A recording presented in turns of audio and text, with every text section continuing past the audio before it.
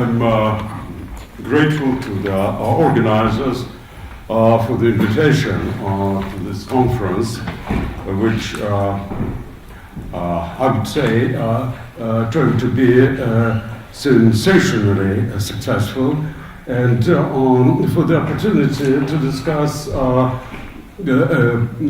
stress-induced premature senescence in endothelial cells as a preamble to and lysosomal dysfunction as a leading cause, potential cause of these events.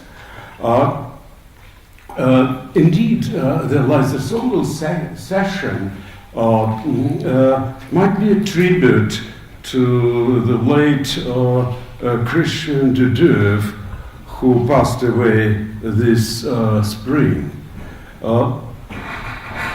Could he imagine at the time when he was describing these suicidal bags that the field will develop and develop in the direction of recognition that lysosomes and autophagy will acquire a central role in aging.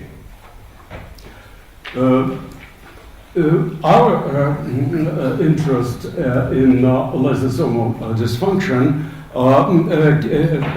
stems from earlier studies when we were mapping the cellular events that occurred from exposure of endothelial cells to non-enzymatically glycated long-lived protein like collagen, as opposed to native collagen. And one of the earliest events that we observed was this collapse of lysosomal pH gradient that was quite similar to what one can achieve with chloroquine. This collapse of pH gradient was due to permeabilization of lysosomal membrane as the dextran accumulated within the lysosomes leaked from the lysosomes, and the colocalization of FITC of dextran and LUMP1 so complete in control is disrupted, as you can see in chloroquine, the permeabilizer of lysosome, but also in the case of glycated collagen. Furthermore, similar results were obtained with two different markers, lysotracker and LC3, and Eric Christensen of Arcus has provided us with the electron micrographs of these cells, demonstrating that non-enzymatically glycated collagen led to this massive vacuolization of endothelial cells. So the conclusions that we reached at the time were that stress to endothelial cells causes first non-fusion of lysosomes and apoptosomes, and frustrated digestion of autophagosomal material. This is not just a cell culture phenomenon, as you'll see in a moment. It has significant in vivo implications.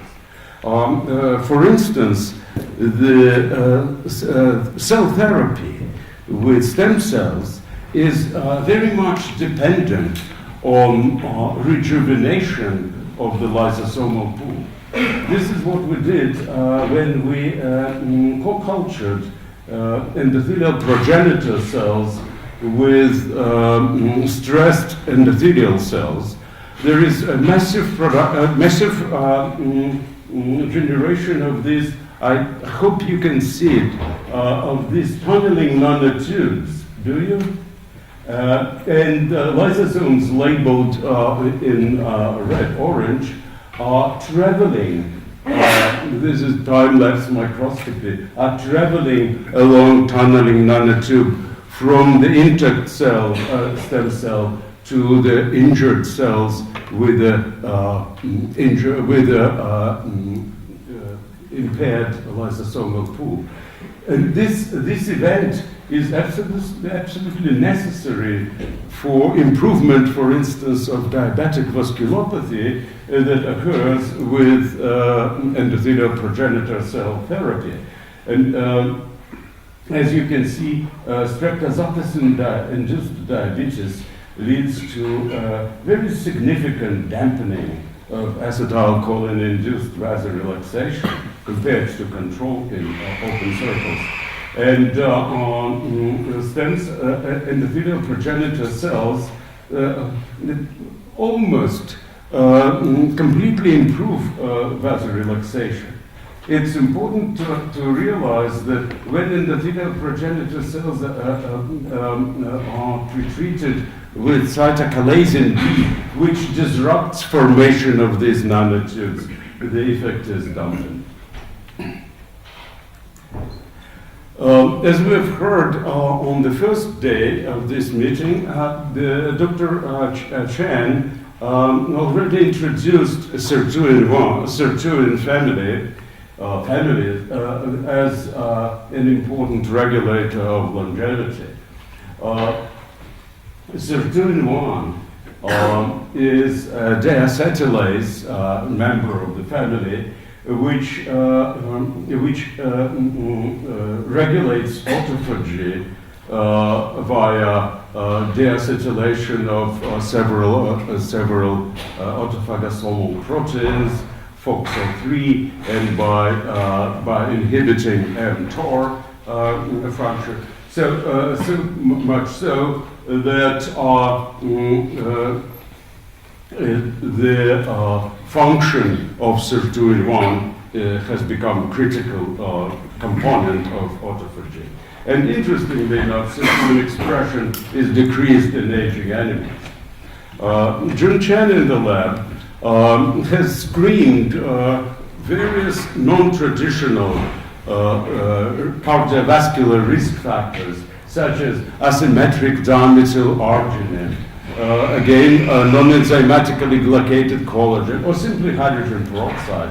And he observed that all of these factors, all of these stressors, indeed reduced the expression of sirtuin-1. This was associated in endothelial progenitor cells now. This was associated with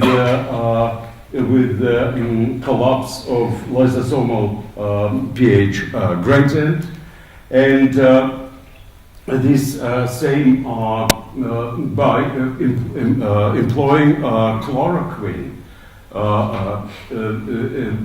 It was possible to reduce the expression of sirtuin-1 the same way as the stressors did it, and also increase the level of P62, a marker of autophagic floods.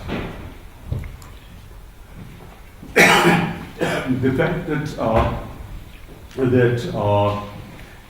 this lysosomal permeabilization may play a role in reduced expression of sirtuin-1 was suggested by the studies of potential leakage of cathepsin from endothelial cells. This is cathepsin-sensitive fluorophore, which is normally localized exclusively to the lysosomal compartment. You can see that asymmetric dimethylarginine, hydrogen peroxide, or glycated collagen all resulted in dissipation of fluorescence toward the cytosol, is suggestive of leakage of this cathepsin. Moreover, the use of a broad cathepsin inhibitor, E64D, resulted in protection of this, in prevention of sirtuin-1 depletion and accumulation of P62, and also improved cell viability of endothelial progenitor cells. So this raises the question whether cathepsins might affect sirtuin-1 directly by degrading it, or indirectly by other mechanisms, some intermediate mechanisms.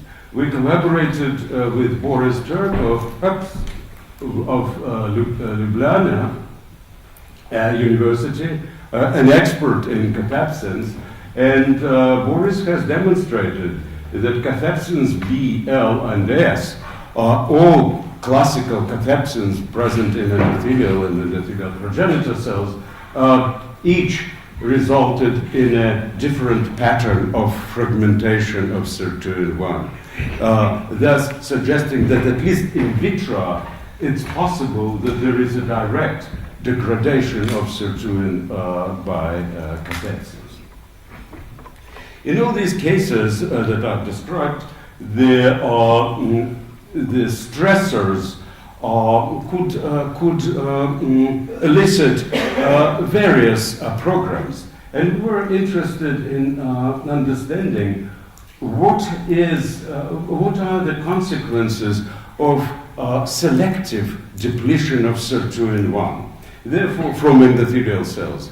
Therefore, Sandiak-Salier constructed crossbred Tie2 Cree mice with flocked sirtuin mice, and by doing this, she obtained the knockout of sirtuin-1 exclusively in endothelial cells, not all. Endothelial and endothelial progenitor cells. These mice showed impaired viability, elevated level of senescent cells and activated cells with activated caspases, even under basal condition. And the acetylcholine-induced vasorelaxation in these mice was progressively deteriorating with age. And even at the age of 3 months, there was impairment. The en-face aortic preparation stained for senescence-associated beta-galactosidase showed these frequent stained cells along the plane of aorta or surrounding the orifices of intervertebral intercostal arteries. And these cells, if you look at them, have this fried egg appearance typical of senescent cells. However, the phenotype of these cells of these mice, was minimal. And therefore, we used the second hit to try to review any potential defects that could occur. And Radovaska in the lab has observed something rather unexpected. When mice were exposed to a nephrotoxin, it doesn't matter, it was folic acid that has both acute and chronic effect. At the chronic stage, nephrotoxin resulted in a much exaggerated fibrotic response in knockout mice. In the known targets of sirtuin-1, these fibrotic elements or elements responsible for fibrosis are not known, and therefore we felt that the subject is worth pursuing. Moreover, it was worth pursuing because if you consider aging of different organs, the common pathological finding associated with functional decline is fibrosis. So we felt that it's worth pursuing this finding. Several years before this, Michael Potente performed gene microarray screen of endothelial cells with silenced sirtuin-1. And among different up and down regulated genes, our attention was attracted to matrix metalloprotease, metalloprotease 14. This is a master metalloprotease that regulates the activity of other metalloproteases, among other things. And in our cells, treatment with a sirtuin inhibitor again reduced the protein level already, confirming this genetic data from Michael. And staining of en-face aorta from knockout and all the control mice demonstrated that indeed MMP14 immunofluorescence was significantly reduced in these animals. The activity of already reduced MMP14 was diminished, and the matrilytic activity, as measured by the halo, was also impaired. This slide demonstrates this matrilytic and angiogenic activity of endothelial cells with inhibited sirtuin-1. And here the endothelial cells are cultured on a matrigel, and you can see that without sirtuin inhibitors, endothelial cells form within several days, form extensive capillary tubes. This ability was diminishing with increasing concentration of an inhibitor. But moreover, the ability of endothelial cells to degrade matrix, as shown by these halos, was also diminishing. So, how important is MMP14 for the development of fibrosis? And we wanted to find a tool that would increase MMP expression and activity, and at the same time, this increase will be independent of sirtuin-1. It turned out that cancer biologists have discovered substance of the sort, namely concanavalin A, and we checked CON-A, and we saw that the induction of MMP14 expression was equally good in the presence of and absence of sirtuin-1. So Rada Vaska in the lab performed these chronic experiments in mice with either inhibited sirtuin-1 or in mice with knocked out endothelial sirtuin-1. And in both cases, he demonstrated that CON-A treatment resulted in a significant diminution of fibrosis in these mice with sirtuin inhibitor, and the same with in endothelial sirtuin knockout mice. This was associated also with decrease in albuminuria, and as a proof of principle, MMP14 in these mice treated with concanavalin A was restored. So Let me summarize the work. I presented first the data that demonstrated that different cardiovascularly relevant stressors result through oxidative stress result in permeabilization of lysosomal membrane. I didn't have time to demonstrate, it was shown on the slides, that peroxynitride scavenger and an antioxidant epsilon developed by Helmut Zeiss in the 70s is important drug that prevents the oxidative stress and permeabilization of lysosomal membrane. Moreover, this lysosomal membrane permeabilization leads to the leakage of cathepsins, which can be prevented, can be prevented by cathepsin inhibitors, and these leaked cathepsins degrade, among other things, degrade sirtuin-1.